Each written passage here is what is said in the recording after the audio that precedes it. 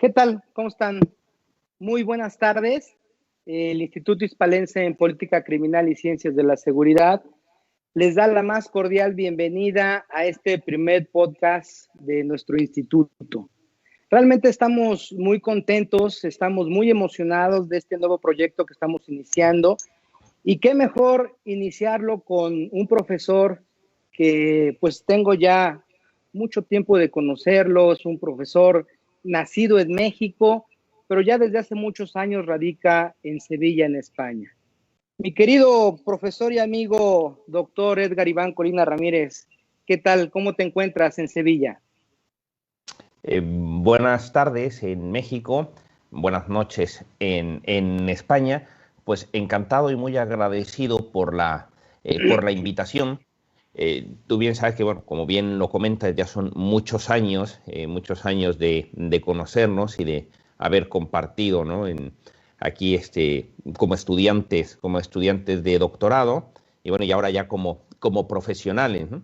Pero sobre todo muy contento por el proyecto que me invitas. Tú sabes que en Puebla, y siempre lo he dicho, me une un cariño muy especial porque mi madre pues es de Puebla, mi padre de Michoacán, entonces soy una especie de sevillano, michoacano, poblano, ¿no? Una mezcla, pero lógicamente muchos recuerdos de mi infancia siempre me llevan a Puebla y como es lógico, siempre a los proyectos que me invitan me sumo encantado porque un proyecto que tú haces siempre es garantía de calidad, ¿no? Y de buen hacer. Así que encantado de estar hoy contigo en este espacio.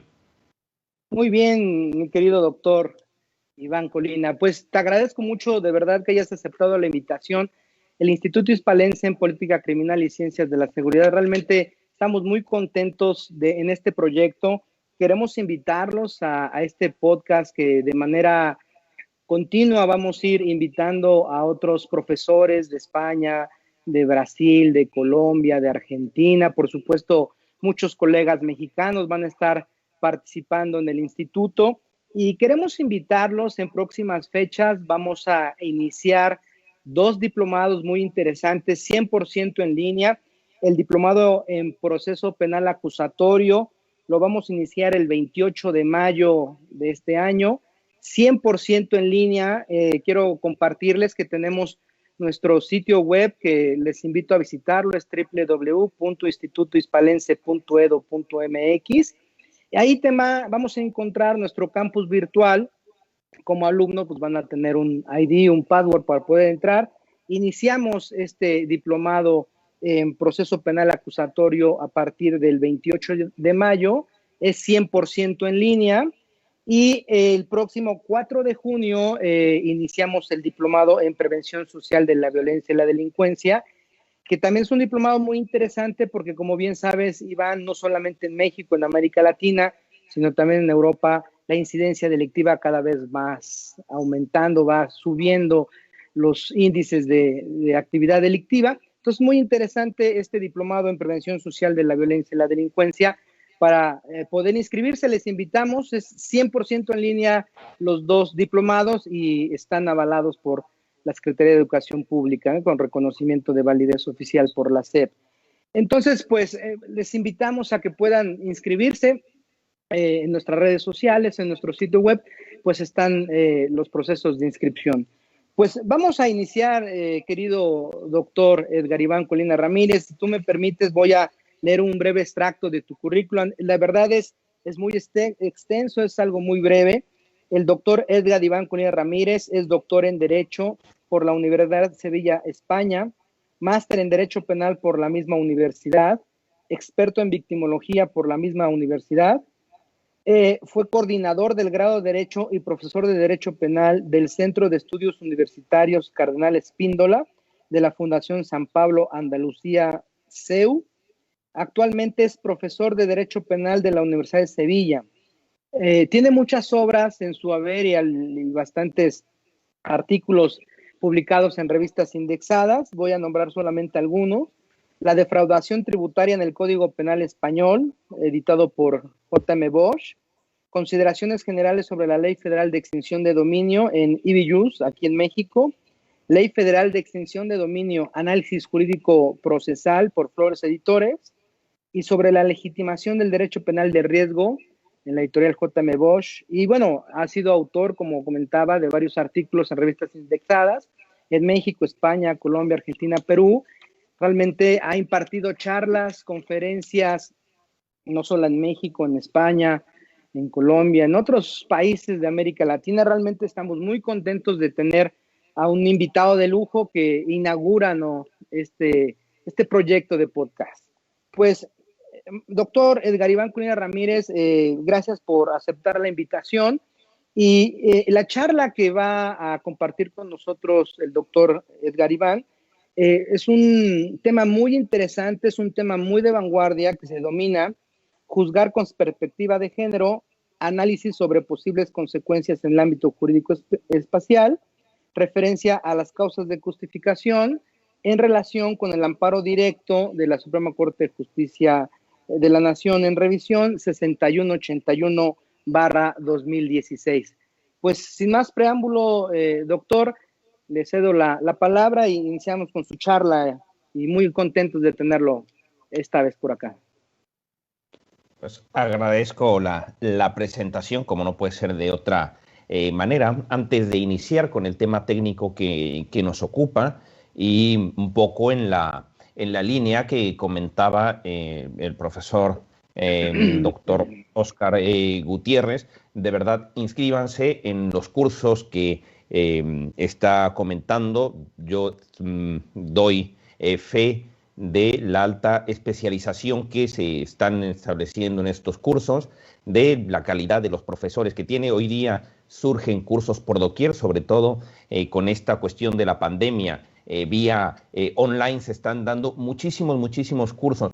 Sin embargo, se dan muy pocos cursos que tengan una calidad como la que tiene la que está ofreciendo el profesor Óscar Gutiérrez. Entonces, de verdad que los invito, son cursos de alta especialización y son temas que yo creo que, como bien comentaba, están en boga no solamente en América Latina, sino en el mundo, y creo que les va a servir bastante para pues actualizarse en estos ámbitos y en estos temas, y sobre todo actualizarse con profesores de una alta cualificación. Bien, pues vamos a iniciar y es curioso, este tema ha surgido y que de verdad no lo hemos pasado así, pero todos ustedes saben que ahora el 8 de marzo se celebra el Día Internacional de la Mujer. Y vengo a hablar sobre la perspectiva de género y las causas de justificación, porque hoy día, todos ustedes saben, sobre todo en México, se ha abierto un debate bastante intenso, un debate muy interesante sobre el juzgar con perspectiva de género. Esto ha generado muchísimo debate a nivel dogmático, muchísimo debate a nivel jurisprudencial, si es verdaderamente posible establecer un juzgamiento con perspectiva de género o no. Sin embargo, este debate no lo tenemos que tomar a la ligera, porque el problema que se empieza o que se presenta cuando hablamos de perspectiva de género, es decir, ¿a qué nos estamos refiriendo realmente? A establecer una forma de interpretación de la ley basada única y exclusivamente en el género. Es decir, vamos a ver el género como una interpretación más, además de las que ya tenemos y conocemos y hemos analizado cuando estudiamos la carrera, ¿no? Una interpretación gramática extensiva, la última interpretación o la última que está en boga, menos aquí en Europa, la interpretación conforme a la Constitución. Y ustedes saben que se utilizan términos muy elocuentes, ¿no? El pro persona, etcétera. Y estamos añadiendo, pues, a toda esta gama de interpretación, interpretar con perspectiva de género, es decir, cuáles son los alcances, cuáles son las consecuencias de establecer prácticamente de manera obligatoria al juzgador a establecer una dinámica o un estudio de perspectiva de género. Este debate, como les comentaba, pues ha entrado, no es que sea de nuevo cuño, y creo que esta lucha más que lucha, esta reivindicación social del de género o de igualdad de género, pues viene, ya lo podemos hablar, desde 1975, ¿no? En los años 70 con la Organización de las Naciones Unidas, ¿no? Puso la Convención Internacional de la Mujer, que se celebra en México precisamente, después en Copenhague, en Nairobi, en China. Sin embargo, ya todas estas convenciones internacionales de la mujer, en 1995 es cuando toma ya la patente de hablar de un concepto de género. En 1995 se empieza a hablar de una violencia contra las mujeres como una vulneración a los derechos fundamentales o a los derechos humanos. Y les digo, y esta en 1995, que es cuando con mayor detenimiento, con mayor fuerza entra este debate de perspectiva de género, pues esta figura se introduce en los ordenamientos jurídicos de todo el mundo, o al menos de todo Estado social y democrático de derecho. Sabrá Dios que haya en países como China, ¿no? O países donde se encuentran como Irak o Afganistán, ¿qué tipo de derecho puede haber? Y si hay algún derecho respecto a las mujeres todavía, hoy día con gran asombro vemos que a una mujer hace 2 o 3 años, pues la azotaron por querer conducir. O a mujeres que las han golpeado pues por andar en la calle enseñando las manos. Claro, son cosas que en un Estado social y democrático de derecho nos llaman muchísimo la atención. Y este debate, esta perspectiva de género, o todas estas aberraciones que hemos visto que se han cometido en contra del género femenino, pues han hecho que se introduzca, les digo, un debate bastante intenso y yo creo que bastante lógico, y con gran fuerza sobre la violencia hacia la mujer. Sin embargo, toda esta vehemencia y todas estas ganas de regularlo, probablemente estamos dando más oscuridad, más sombras que luces. ¿Por qué? Porque queremos introducir estas cuestiones de perspectiva de género con calzador. No estamos adaptando los sistemas normativos o no estamos adaptando la ley a estas cuestiones de violencia de género. Y un claro ejemplo es el que vamos a comentar en un momento respecto a la sentencia de la Suprema Corte de Justicia de la Nación. Digo, lo primero que hace el Estado mexicano, bueno, no solamente el Estado mexicano, antes aquí en España existió una ley integral de violencia de género. Está muy bien, a toda mujer que sufra violencia, etcétera, pues se le da una serie de prestaciones, una serie de ayudas para que pueda salir de ese ciclo de violencia, ¿no? Se le pueda ayudar por parte de las instituciones del Estado. Esa buena voluntad que tuvo el legislador español por ayudar o a erradicar esta lacra, pues tuvieron el problema de que se dio un aluvión de denuncias falsas por parte de muchas mujeres acusando a los maridos para poderse divorciar y obtener una mejor pensión alimenticia o quedar mejor paradas en el divorcio o obtener las prestaciones que daba el Estado. Cuidado, yo sé que esto probablemente no es políticamente correcto decirlo y la mayoría de los que se paran y dan estos discursos dicen que sí a todo y que muera el maltratador y viva la mujer, etcétera. Y todo esto está muy bien, que dicho sea de paso, no me estoy refiriendo ni lo estoy viendo mal, sino simplemente también hay que ver la otra cara de la moneda, el otro lado de la victimización. Hubo un caso bastante llamativo, ¿no? Que al menos yo vi en el ámbito del foro, en el ámbito profesional, de un profesor, un maestro de primaria que se estaba separando y lo denuncian en un momento dado, pues por violencia de género. Cuando, claro, el buen ciudadano, una persona que ni siquiera ha tenido problemas con la policía de ningún tipo porque no se ha pasado ni un alto, un buen ciudadano, pues lo llama a la policía siempre. Estamos en esta idea de que el que nada debe, nada teme. Entonces le habla a la Guardia Civil, le habla a la policía, en este caso pues viene siendo el equivalente al Ministerio Público, se persona en el Ministerio Público y le dicen, y usted está acusado por violencia de género. Y claro, esta persona comenta, pues mire, yo no he hecho nada, no he violentado absolutamente nada, y resulta que el protocolo de violencia de género inmediatamente pues dictan, bueno, sale esposado de la comandancia de policía para irse al juzgado de guardia, ¿no? Es decir, el Ministerio Público lo remite al juzgado de guardia. Sale esposado, toda la gente lo ve cómo sale esta persona esposada, y cuando le dicen las pruebas, dicen, bueno, ¿qué violencia de género he cometido? Pues una violencia psíquica consistente en ofender a su mujer a través de WhatsApp. Momentos antes habían tenido una discusión a través de WhatsApp por una cuestión familiar, en una cuestión de su relación de pareja, ¿no? Que ya estaba rota, y en un momento dado, pues él le dice una palabra malsonante, ¿no? Bueno, no se la dice, se la escribe y la deja ahí. Pero ella lo había provocado previamente para que él le dijese, es decir, que en el entorno de esa discusión, era una serie de insultos que se habían proferido ambas partes, ¿no? Tanto ella como él. Pues bueno, borró esta mujer todos los WhatsApps anteriores y únicamente señala dónde la está ofendiendo y ahí lo deja. Pues bueno, ¿qué fue lo que sucedió? Que se pasó todo el fin de semana en prisión, el lunes en prisión preventiva, el lunes cuando llega el juez y a preguntas del Ministerio Fiscal hacia la mujer, le dice, ¿usted tiene miedo de su marido? Y ella contesta, no. ¿Alguna vez le ha pegado? Jamás. ¿Es un hombre violento? Bueno, cuando discutimos nos insultamos ambos, etcétera. Es decir, ni siquiera existía esa peligrosidad.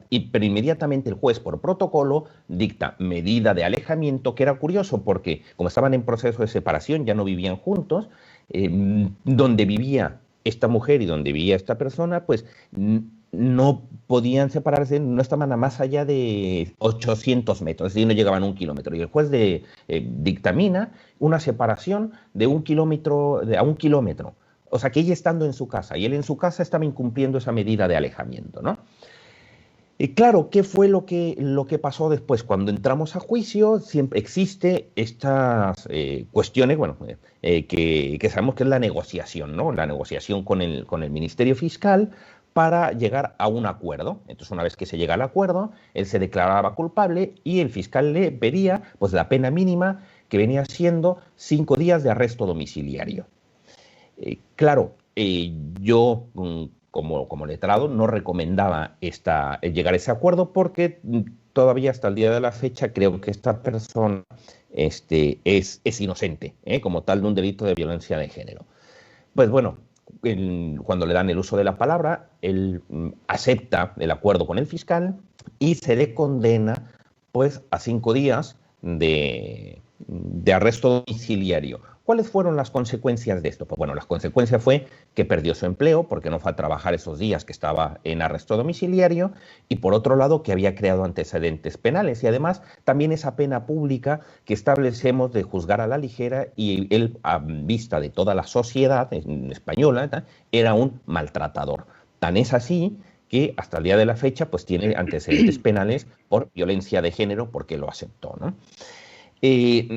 Claro, ¿qué sucedió posteriormente en el ámbito social? Este hombre tuvo una depresión de caballo, se fue de donde vivía, se fue a vivir prácticamente a la otra punta del país y se olvidó de su hijo y se olvidó absolutamente de todo. Es decir, se lo destruyeron totalmente como persona. Claro, muchos de ustedes me podrán decir, pero también hay casos en los que el hombre mata a la mujer. Claro que sí, y eso no lo estamos negando, pero también hay otra parte muy importante que estamos dejando de ver y esa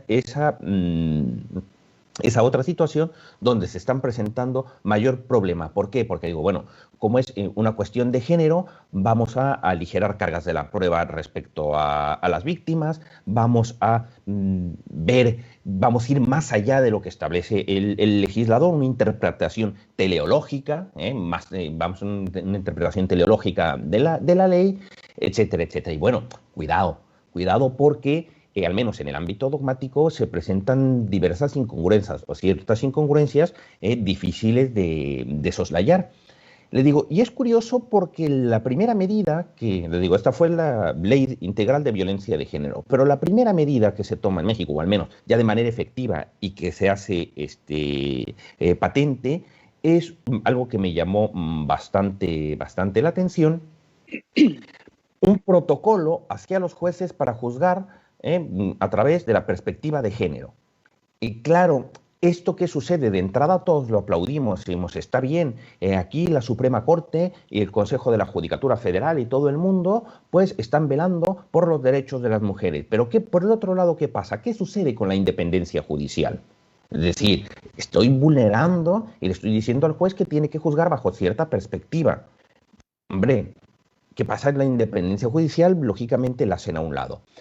Otra de los problemas o de las consecuencias que se llegan a plantear, dicen, bueno, la jurisprudencia, todavía en el siglo XXI en México decimos que la jurisprudencia es una fuente del derecho porque así lo establece el Código Civil, si no mal recuerdo mis clases en la facultad cuando estudiaba en México. La jurisprudencia es una fuente del derecho. Bueno, en el siglo XIX, cuando empiezan las codificaciones, sí era necesario establecer la jurisprudencia como fuente del derecho, pero hoy día que todo está codificado o hipercodificado, ya no es necesaria establecer que la jurisprudencia es una fuente del derecho. Es un complemento probablemente, es una manera de interpretación también de la ley, que se puede o no tomar en cuenta, pero ir tanto como una fuente del derecho, y ya saben que en México la jurisprudencia es obligatoria, de obligatorio cumplimiento. Muchas veces decían en el foro jurídico, ¿no? En México, dicen, la ley dice lo que la Suprema Corte dice que dice. ¿No? Es decir, aunque quede muy claro, y ustedes lo verán los que trabajan en el ámbito de la abogacía, aunque esté muy claro, hay que poner jurisprudencia. No sé por qué hay una fascinación por parte de los tribunales de establecer jurisprudencia.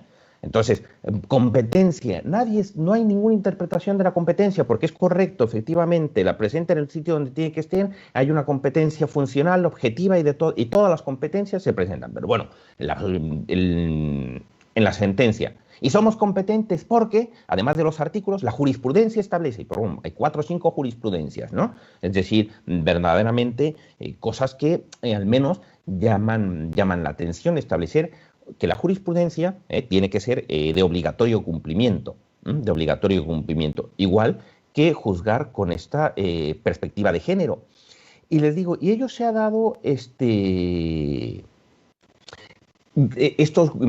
esta perspectiva de género se ha dado lugar o ha dado lugar a escribir aberraciones como se las voy a comentar, se las voy a leer ahora mismo, vamos, que no me las he inventado yo, que están ahí plasmadas, ¿no? Dicen que el derecho se ubica en el lado positivo y masculino de los dualismos, ¿no?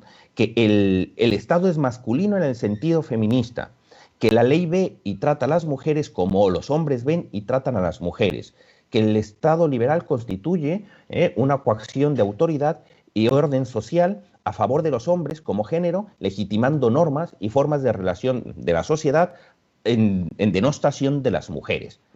Hombre, decir esto y llegar demasiado lejos porque de entrada ya estaríamos rompiendo un principio constitucional que es la igualdad de la ley. Y no solamente, creo que desde hace muchísimo, muchísimo tiempo existen legisladoras, no solamente son hombres los legisladores. Sin embargo, digo, se nos presentan estos problemas. Por tanto, decir que la perspectiva de género es una forma más de interpretación, ¿no? Como algunos sectores de la doctrina y la jurisprudencia lo han querido ver, es llegar demasiado lejos, es de verdad entender o querer tratar de establecer algo que no es así y romper todo sentido y toda lógica, ¿no? Digo, no podemos decir que la interpretación, las cuestiones de género o la perspectiva de género sea una forma más de interpretación de la ley. Yo no puedo establecer, so pena de caer en las contradicciones que se están cayendo y en los problemas que se empiezan a crear, no puedo establecer que estoy interpretando con perspectiva de género, porque eso no existe, es decir, es una ficción que se está inventando. De hecho, para más INRI, ¿no? Grandes dogmáticos mexicanos, como mi querido amigo Miguel Ontiveros, empieza a hablar sobre la feminización del derecho penal, y probablemente no voy a ser tan optimista como él, ¿no? Que habla en su lección de Derecho Penal Parte General, al menos estrictamente en el ámbito dogmático, el derecho penal está desprovisto de toda idea de género. Cuando el legislador habló de homicidio o cuando el legislador entendía o estableció un delito de robo, de hurto, de asesinato, de etcétera, no solamente no estaba pensando en el hombre o estaba pensando en la mujer, estaba pensando en la persona que realizaba ese delito, que realizaba esa conducta. Les digo, una dogmática correcta es la que es desprovista de toda idea de género. No obstante, digo que hoy día pues quede bastante correcto y quede muy bien que todo mundo pues aplaudamos todas estas normas, probablemente sin saber que esto presenta algo más problemas que soluciones. Bien, ¿qué es lo que pasa o qué es lo que entendemos con las causas de justificación y la violencia de género, o por qué vamos a hablar de temas central de esta charla se refiere a las causas de justificación y la violencia de género? Pues bien, la sentencia que les comentamos de la amparo revisión que ve la Suprema Corte es una mujer, bueno, hablando a grosso modo, hablando de manera muy amplia, es una mujer que ha sufrido un maltrato continuo por parte del marido y en un momento dado que esta mujer pues harta de los malos tratos que les da el marido. En la jurisprudencia alemana o en la doctrina alemana le dan el Tyrannsmörder, el tirano en casa o el tirano de familia, pues esta mujer aprovechando la ausencia del marido, llega a su casa, este marido maltratador en ese momento al menos actual, no le estaba maltratando y le da unos somníferos potentes. De manera tal que esta mujer, con la ayuda de un tercero, pues lo asfixian, mata al marido y lo asfixia. ¿Qué hace el tribunal en primera instancia? Bueno, como es lógico, en México le llaman un homicidio calificado, en España le decimos un asesinato. Un asesinato porque disminuye las posibilidades de defensa de la víctima. Bien, eso va a primera instancia, se va, en primera instancia, se va a apelación, confirman esta resolución. Si bien es cierto, ya viene manejando el abogado defensor de esta mujer que ella había sufrido violencia de género, ¿no? Y desde el inicio decía, ahí está una pericial psicológica que sufría violencia de género, etcétera, etcétera, pues bueno, el tribunal, como no juzga con perspectiva de género, pues al momento que llega la apelación confirma, y al momento que se va a la revisión de ese amparo directo, pues establece la Suprema Corte de que se tenía que juzgar con perspectiva de género. Aquí la entrada, o aquí lo llamativo, o lo que tenemos que analizar es qué quiere decir o qué es lo que me está pidiendo la Suprema Corte, juzgar con perspectiva de género. Claro, de entrada todo el mundo dice, bueno, sí, muy bien, vamos a tomar en cuenta el maltrato. Sí, este hombre ya recibió, vamos a decirlo así, una pena natural. Una pena por ser maltratador, es decir, ya no puedo yo actuar ni puedo castigar a una persona que ya está muerta. Todos sabemos que a un muerto no le puedo abrir un procedimiento penal, eso es lógico. Sin embargo, sí, ¿qué era lo que me quería pedir? Pues bueno, cuando regresan las actuaciones al juzgado, el juzgado establece una legítima defensa, amparado bajo las perspectivas de género. Claro, si hay una legítima defensa y yo amplío ese marco de actuación de la legítima defensa, pues esta mujer, como no puede ser de otra manera, no tiene ninguna responsabilidad jurídico-penal. Es decir, es una actuación no es una actuación antijurídica porque está amparada bajo una causa de justificación y, por tanto, va a salir de la cárcel porque no tiene ninguna sanción. Claro, visto desde la perspectiva de la cuestión de género, todo el mundo aplaudimos, es decir, efectivamente, esa mujer, más que ser una delincuente, esta mujer era una víctima, el primero yo, pero lo que vamos a ver es si efectivamente se podía aplicar la legítima defensa en este caso en específico. De entrada yo creo que no, porque uno de los requisitos indispensables es que haya una agresión ilegítima, real, actual e inminente, dice el legislador, o pone el legislador el artículo 15 del Código Penal Federal. En el Código Penal Español, artículo 25. Pero bueno, ahí están los artículos. Y uno de los requisitos, porque son requisitos tasados, es decir, no quedan al socaire o a la interpretación de absolutamente nadie, es decir, se da la actualidad, es una agresión ilegítima, o sea que no, y lo que dice la agresión legítima no cabe en la legítima defensa de la legítima defensa. ¿Por qué? Porque si no hay una actuación antijurídica, porque si hay, efectivamente, esta actuación no es antijurídica, es decir, la permite el derecho, anulo la capacidad de defensa de la persona que está sufriendo esta legítima defensa. Les digo, porque no cabe la legítima defensa. Contra una legítima defensa no se puede defender nadie. O sea, yo no me puedo defender en contra de una legítima defensa. Hombre, ¿qué es lo que sucede o qué es lo que se plantea aquí? Si esta persona, si el maltratador en ese momento se despierta, vamos a poner porque los somníferos que le dieron no fueron tan potentes y en el momento que lo están ahogando, se despierta, se entiende que esta mujer, como actuaba en legítima defensa, él no se puede defender. Al momento de ampliar, dicen, bueno, es que sí cabe aplicar, me lo podrán decir, bueno, y lo sustenta algún sector de la doctrina, la legítima defensa, una analogía, porque además es in bonam partem. Si yo amplío, o yo digo que hay una analogía in bonam partem, sí cabe. Dicen, bueno, aquí sí se da, lo único que no se da es la actualidad de la agresión, pero este hombre la golpea cada rato, y esta mujer, pues no sabe si en ese momento le va a golpear, pero bueno, se da, vamos a comprar la legítima defensa o vamos a comprar la idea de manera analógica. Analógica in bonam partem, muy bien, pero lo que pasa es que al ampliar el ámbito de libertad del sujeto que está actuando amparado bajo una causa de justificación, ¿qué es lo que pasa con el que la recibe? En ese momento, sus derechos pues vienen mermados, vienen minados, porque les digo, una persona que actúa en legítima defensa, yo no me puedo defender de la persona, mejor dicho, que actúa en legítima defensa. Hombre, es un problema, les digo, en el caso de esta persona que se hubiese despertado, no se hubiese podido defender. Y claro, llevar esto a sus máximas consecuencias es verdaderamente, al menos llamativo desde el punto de vista jurídico penal, desde el punto de vista meramente dogmático, no se puede aplicar.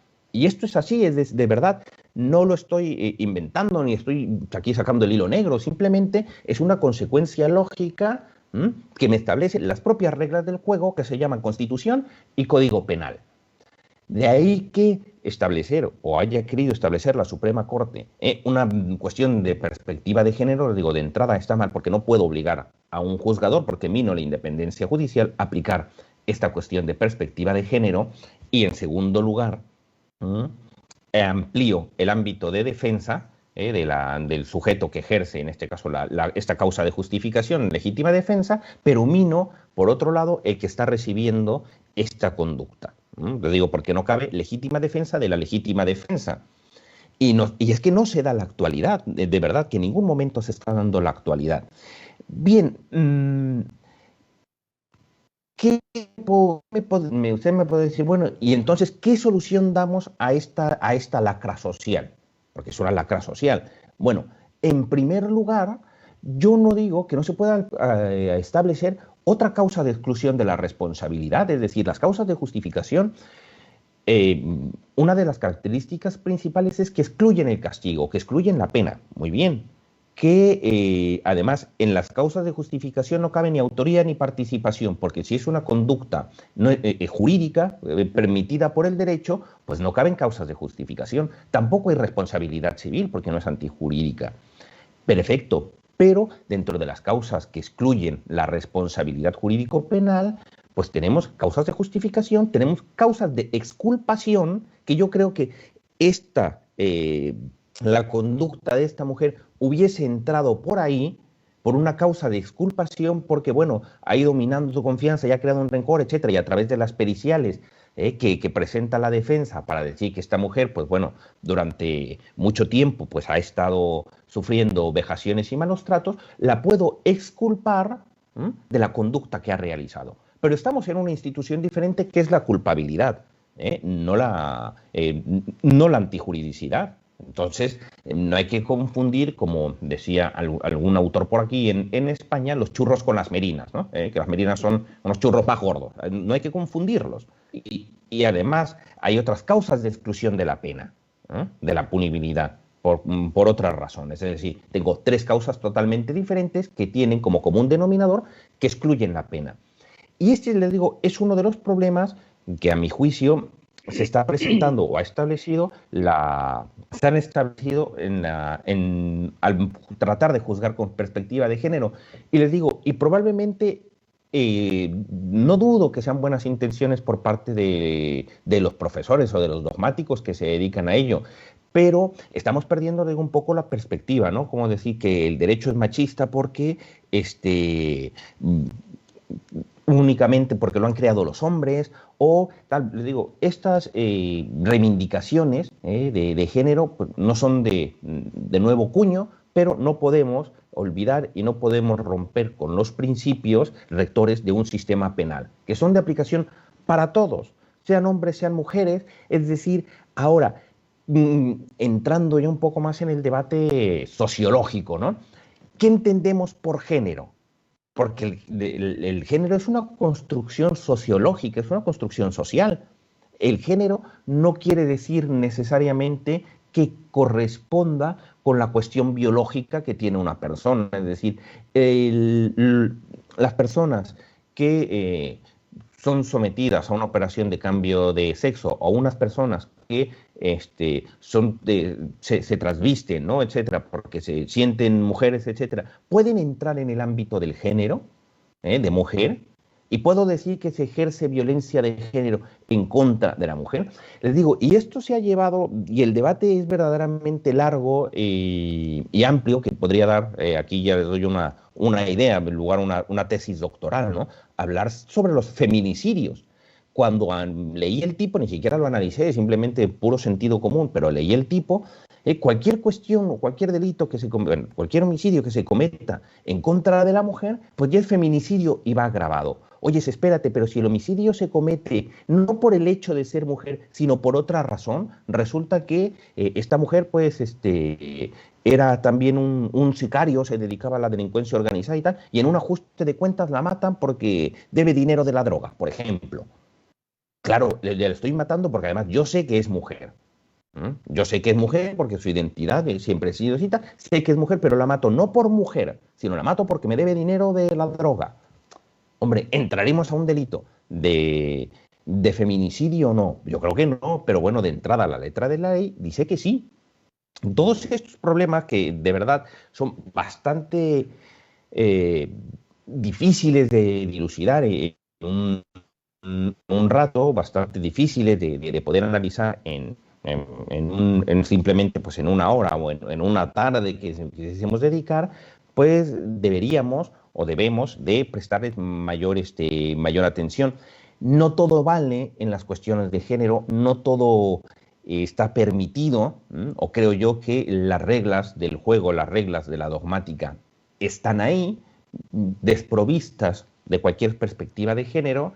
Sin embargo, hoy día pues politizamos como desde hace mucho, mejor dicho, no hoy día, sino ya llevamos mucho tiempo politizando el derecho penal, utilizándolo como legislando a golpe de telediario, y vemos que pues entre más escabrosa sea una noticia, etcétera, pues inmediatamente vamos a regular. Desafortunadamente, es que esto no es una cuestión tampoco del derecho penal. Llama mucho la atención que, por ejemplo, medios de control social o medios de comunicación pues sigan estableciendo cuestiones verdaderamente vejatorias. Nada más, vean ustedes las novelas, ¿no? Es decir, las telenovelas que veía mi abuela o que veían sus abuelas o sus madres, verdaderamente cosificando a la mujer, o canciones como el reggaetón, etcétera, que cosifican a una mujer. Y bueno, y esto lo presentan las televisoras, pero bueno, ahí no pasa absolutamente nada. Yo creo que el problema es más educacional que una cuestión de violencia de género. Después todo el mundo nos espantamos. A mí me da mucha risa que, por ejemplo, es una comparación similar o analógica, ¿no? Muchas veces ustedes saben que, por ejemplo, era Televisa, ¿no? TV Azteca que tenía el Teletón, ¿no? y ese día pues ayudaban a todas las personas que tenían problemas, tanto psíquicos como físicos, ¿no? Y ponían unos centros de integración para ayudarlos, etcétera.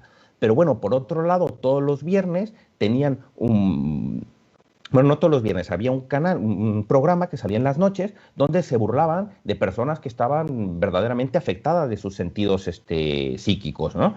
Salían en las noches ahí a todos los que estaban, a todos los borrachos, a gente sin hogar, etcétera, y verdaderamente los denostaba esa misma televisora que después decía que los ayudaba. Entonces, para mi punto de vista, ¿cómo podemos erradicar la violencia de género? Bueno, a través de la educación, que la mayoría de los problemas que tiene el derecho penal es por una cuestión de educación. El derecho penal no está para educar a nadie, es la última ratio. El derecho penal, lógicamente, es la última consecuencia, la última arma que tiene el Estado para tratar de frenar una conducta, pero que no es la primera. Les digo, desafortunadamente ha pasado de última ratio a prima ratio el derecho penal y hoy queremos resolver todos los problemas sociales a través de la norma jurídico penal.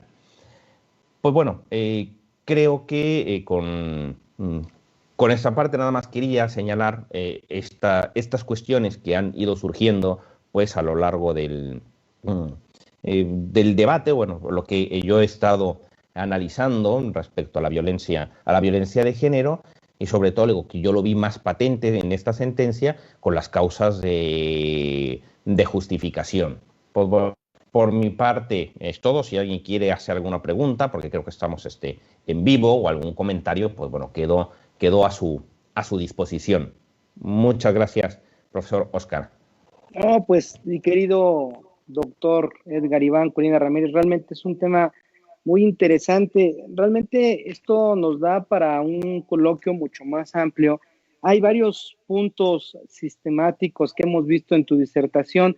En primer término, bueno, el tema de juzgar, ¿no? Es un tema bastante amplio. Aparte de juzgar con perspectiva de género, que es, como bien comentas, hay un protocolo de actuación por parte de la Suprema Corte de Justicia de la Nación que en cascada viene a nivel federal y estatal para que ya todas las sentencias puedan ser dictadas con esta perspectiva de género, y no solo a nivel estatal, también a nivel municipal. Los jueces cívicos ya tienen los lineamientos esenciales para poder juzgar con esta perspectiva de género. Sin embargo, no se puede eliminar los principios de taxatividad, el principio de legalidad, el principio de culpabilidad, presunción de inocencia, y este tema en particular de la sentencia de amparo directo en revisión del amparo 6181 del diagonal 2016, en el caso muy particular, como bien lo comentaste, es un hecho particular de un homicidio de una persona del sexo femenino por su esposa. Como bien comentas, le puso 10 pastillas de un somnífero, se quedó dormido, lo asfixió, lo ahorcó con ayuda de otra persona, y el defensor ahí trató de acreditar una causa de justificación. Y creo que el análisis sistemático que haces de esta categoría del delito a nivel de antijuricidad como causa de justificación, pues creo que es complicado acreditarlo en el mundo fáctico. Sin embargo, en el mundo real, en el mundo social, como bien lo comentaste, es una situación que se vive día con día, y como bien comentas, creo que podemos disminuir la incidencia de la violencia a través de la educación, ¿no? Lo que también hemos denominado, y tú lo conoces bien, la cimentación cognitiva de la norma, que es poder encuadrar nuestro comportamiento a las normas establecidas en una sociedad, ¿no? En un grupo social. Creo que es un tema muy interesante, profesor Iván, y te agradecemos realmente.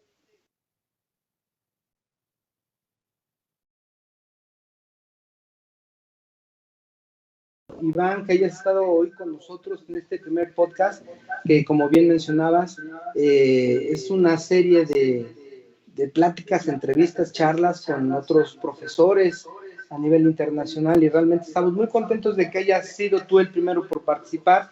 Y solo me resta agradecerte, doctor Edgar Iván Colina Ramírez, tu participación, y recordarle a todos los amigos, a todos los compañeros, conocidos, amigos, colegas, estudiantes, que el Instituto Hispalense en Política Criminal y Ciencias de la Seguridad estamos muy interesados en que la actividad académica se lleve a cabo de la mejor manera. Y queremos recordarles, invitarles a estos 2 diplomados 100% en línea que tenemos a través del Instituto Hispalense, que es el Diplomado en Proceso Penal Acusatorio, que lo iniciamos el 28 de mayo, es viernes 28 de mayo. Vamos a tener 2 masterclass, además de los diferentes módulos. Es un diplomado con validez oficial reconocido por la Secretaría de Educación Pública, que consta de 120 horas. Vamos a tener 2 masterclass, además de esas 120 horas. Igualmente, el diplomado en Prevención Social de la Violencia y la Delincuencia, inicia el 4 de junio. Igual tendremos profesores de talla internacional como el profesor Iván, y les invitamos a que puedan visitar nuestra página de internet www.institutohispalense.edu.mx. Pues, profesor Iván, si quieres despedir nuestra transmisión con algún último comentario, te lo vamos a agradecer mucho. Pues bueno, simplemente, como no puede ser de otra manera, agradecer la invitación y sobre todo que se me haya distinguido con el gran honor de haber inaugurado este nuevo espacio del podcast, que lógicamente no tiene otro fin que acercar el derecho o los puntos de vista que podemos tener diversos profesores, ¿no?, respecto a los temas de actualidad. De verdad que para mí, como no puede ser de otra manera, es un gran honor y un gran orgullo, pues, es participar en todos los proyectos que realizas. Y les digo, volver a insistir en que se inscriban en estos cursos. Sé que, les digo, hoy día existen muchísimas instituciones, asociaciones que pues van regalando y van dando cosas y poniendo ahí títulos, ¿no? Tengan en cuenta de verdad que lo que realiza el instituto presidido por profesor Óscar Gutiérrez son cursos de verdad de muchísima calidad. Quieren aprender derecho penal, no porque yo lo enseñe, ¿no?, sino por los profesores que trae y que le invite, pero quieren aprender derecho penal o quieren ser especialistas en una materia, de verdad inscríbanse en los cursos que se están ofertando, ¿no?, porque merece muchísimo la pena. Lo digo por mi parte, de verdad agradecer esta invitación y bueno, pues que estoy a toda vuestra disposición para lo que me requieran o lo que necesiten. Pues muchísimas gracias, profesor Colina. Realmente estamos muy agradecidos y contentos de que haya estado el día de hoy con nosotros. Y pues no nos resta, amigos, que agradecerles. En próximos días estaremos invitándoles a este ciclo de podcast, y estén muy atentos porque el próximo también va a estar muy interesante como el que tuvimos hoy. Muchísimas gracias y nos vemos pronto.